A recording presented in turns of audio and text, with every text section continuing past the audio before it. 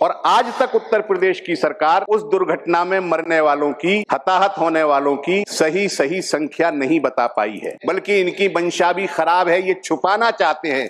अभी पिछले दिनों कांवड़ यात्रा निकली थी। कांवड़ यात्रा के रास्ते पर जो ठेले लगाते थे, जो ढाबे चलाते थे, एक माहौल बनाया गया कि मुसलमानों से कोई सामान नहीं खरीदा जाएगा और मुसलमानों के ढाबे और ठेले रास्तों पर नहीं लगने देंगे। फलों की दुकानों पर, होटलों पर अपनी पहचान बताओ, आप कौन हो। अगर आप एक धर्म के हो तो हम आपसे खरीदेंगे, अगर आप हिंदू हो तो हम आपसे नहीं खरीदेंगे। फल वालों के ऊपर भी उनके नाम लिखवा करके उनकी धार्मिक पहचान उजागर की गई। सर, कुंभ के अंदर क्या माहौल बनाया गया? कुंभ के अंदर माहौल बनाया गया कि हम मुसलमानों को नहीं घुसने देंगे, इसके अंदर नहीं आने देंगे, नई दुकानें लगने देंगे। कौन थी ये ताकत? सरकार उन्हें रोकने के लिए क्या कर रही थी? कौन से मुसलमान डिमांड चार्टर लिए फिर रहे थे कि हम जरूर कुंभ के अंदर जाएंगे? किसको रोकने की बात कर रहे थे? लेकिन मौनी अमावस्या के दिन जो घटना हुई, उसके बाद जो भगदड़ वहां पड़ी है कुंभ के अंदर, इलाहाबाद की, प्रयागराज की कोई मस्जिद, कोई मजार का प्रांगण ऐसा नहीं था जिसमें श्रद्धालु शरणार्थी के रूप में एक एक दिन और दो दो दिन उसके अंदर ना रहे हों। सर, ऐसी स्थिति है कि हमारा समाज हिंदू मुस्लिम एकता का समाज है। इस समाज के अंदर अगर हिंदू मुस्लिम के नाम पर भेज दिया जाएगा तो वो स्थिति अच्छी नहीं होगी।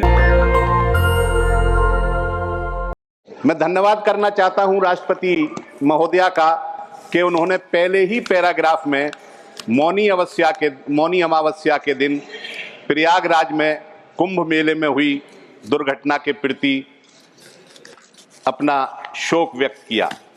लेकिन इस काम को करने में सरकार को और खासतौर से उत्तर प्रदेश की सरकार को काफी घंटे लग गए थे और आज तक उत्तर प्रदेश की सरकार उस दुर्घटना में मरने वालों की, हताहत होने वालों की सही संख्या नहीं बता पाई है। मैं चाहूंगा कि इस शर्मनाक स्थिति से निकलने के लिए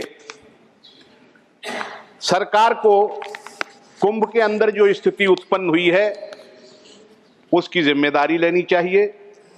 जिन परिवारों का जानी नुकसान हुआ है या जो लोग घायल हुए हैं उनकी मदद करनी चाहिए और जो मृतक हैं उनकी सही संख्या बतानी चाहिए। इस संख्या को हासिल करने के लिए सरकार एक सेंटर बना सकती है, एक वेबसाइट खोल सकती है, एक नंबर जारी कर सकती है कि जिनके लोग लापता हैं वो उस पर रिपोर्ट करें और एक सीमित समय के अंदर जिनका पता न चल पाए, जो लापता रहें, उन्हें मृत घोषित करके उनके परिवारों की आर्थिक मदद सरकार को करनी चाहिए। और मैं ये चाहता हूं कि ये काम उत्तर प्रदेश की सरकार के भरोसे नहीं छोड़ना चाहिए, केंद्र सरकार के भरोसे भी नहीं छोड़ना चाहिए, क्योंकि ये दोनों सरकारें उस स्थिति को बयान करने की स्थिति में नहीं है, बल्कि इनकी मंशा भी खराब है, ये छुपाना चाहते हैं। इसलिए ये काम भारत की सेना को देना चाहिए, जिस पर कोई उंगली नहीं उठा सकता है। सेना के हवाले इस काम को करना चाहिए। सरकार ऐसे आयोजनों के अंदर अपने दायित्वों का निर्वाह नहीं करती है, बल्कि जो शक्तियां विभाजन पैदा करना चाहती हैं समाज के अंदर, ऐसे आयोजनों को उनके हवाले कर देती है या उनके आगे सरेंडर कर देती है। अभी पिछले दिनों कांवड़ यात्रा निकली थी। कांवड़ यात्रा कोई आज से नहीं निकल रही, कोई साल दो साल से नहीं निकल रही, सैकड़ों साल से, हजारों साल से, न जाने कब से कांवड़ यात्रा निकलती है।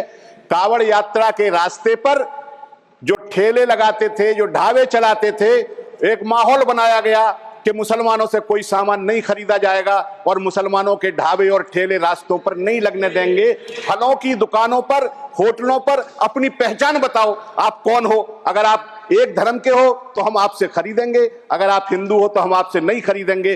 फल वालों के ऊपर भी उनके नाम लिखवा करके उनकी धार्मिक पहचान उजागर की गई। सर, कुंभ के अंदर क्या माहौल बनाया गया? कुंभ के अंदर माहौल बनाया गया कि हम मुसलमानों को नहीं घुसने देंगे, इसके अंदर नहीं आने देंगे, नई दुकानें लगने देंगे। कौन थी ये ताकतें? सरकार उन्हें रोकने के लिए क्या कर रही थी? कौन से मुसलमान डिमांड चार्टर लिए फिर रहे थे कि हम जरूर कुंभ के अंदर जाएंगे? किसको रोकने की बात कर रहे थे?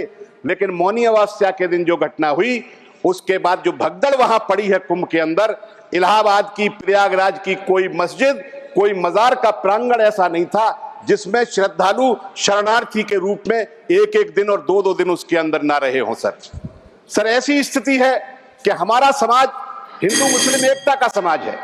इस समाज के अंदर अगर हिंदू मुस्लिम के नाम पर भेद किया जाएगा तो वो स्थिति अच्छी नहीं होगी। आखिरी बात मैं ये कहना चाहता हूं सर, बड़ा जल्दी हमारा समय आपने कर दिया सर। मैंने नहीं किया, समय अपने आप पूरा हुआ सर। हमसे कम मेंबर्स की मैंने रोका नहीं। आप जानते हैं कि राज्यपाल का पद संवैधानिक पद, उस पर टिप्पणी नहीं कर सकते आप। आपने किया वो रिकॉर्ड में नहीं जाएगा। प्लीज आप बोले। खत्म करें। ऐसी कोई मैंने टिप्पणी नहीं की सर। आखिर में मैं ये कहना चाहता हूं कि हमारे समाज के अंदर एक बड़ा मसला बहुत दिनों से चल रहा है, आरक्षण का मसला। आरक्षण पर लगातार हमला हो रहा है और आरक्षित पदों की संख्याएं कम हो रही हैं। निजीकरण होने की वजह से जो नौकरियों की संख्या है वो भी कम हो रही है।